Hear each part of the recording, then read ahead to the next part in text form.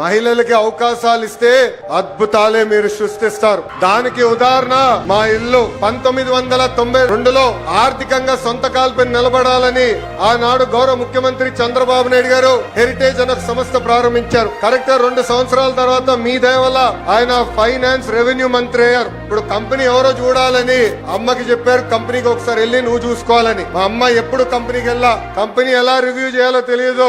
ఆయన బలవంతం చేశారు. కార్ వేసుకుని కంపెనీ దగ్గరికి వెళ్ళేది, పైకి కూడా వెళ్ళేది కాదు. కింద నుంచే ఫోన్ చేసి నేను పైకి వెళ్ళలేను, నేను ఇక్కడ ఏం జరుగుతుందో నాకు తెలియదు అన్నారు. అలాంటిది ఈ రోజు మా తల్లిని చూడండి, 5,000 కోట్ల విలువైన కంపెనీ ఆమె స్వయంగా నడిపిస్తుంది. అంతేకాదు అన్న ఎన్టీఆర్ పేరుతో ఎన్టీఆర్ ట్రస్ట్ అని ఆనాడు బాబు గారు స్థాపిస్తే ఈ రోజు అద్భుతంగా మా తల్లి ముందలు తీసుకెళ్తుంది. తలసీమియా పేషెంట్స్ కి ప్రత్యేకంగా గౌరవ ఉప ముఖ్యమంత్రి పవన్ అన్న ఆనాడు 50 లక్షల రూపాయలు కూడా మనకి అందజేస్తాం జరిగింది. బ్రహ్మణి గురించి కూడా నేను చెప్పాలి కదా, స్టాన్ఫోర్డ్ లో చదివింది, తిరిగి వచ్చి కంపెనీలో ఇప్పుడు ఆమె పనిచేస్తుంది.